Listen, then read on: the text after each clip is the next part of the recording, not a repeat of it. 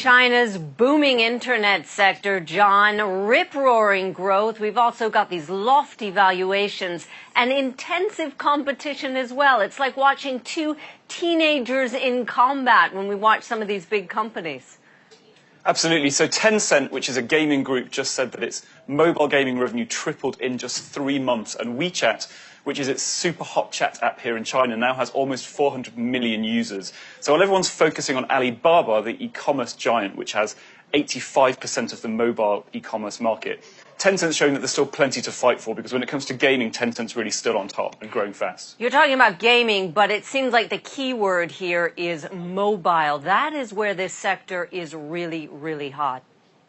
Absolutely. Mobile is still a pretty small part of most of these companies' business. So, for example, at Tencent, mobile gaming revenues are just 10% of the total group. But they're the most important bit, because China's internet users are migrating really quickly to handheld devices, both to buy stuff, to play games, you name it, it's all happening on mobile. So companies are pouring resources into making sure that they own the consumer's handset.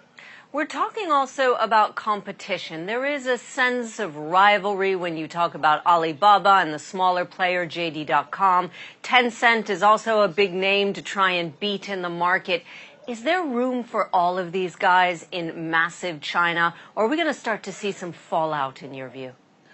We think there is room for all of these companies. Tencent is focusing more on what it does well, which is gaming, and it's getting out of what it's not so good at, which is e-commerce. It's handed over most of its e-commerce business to JD, which is the #2 online shopping company in China. So as long as it sticks to its knitting, there is enough room to justify the premium valuation that Tencent has, 30 times earnings, down from 40, but still high enough to suggest that people think Tencent is going to be one to watch for the next few years.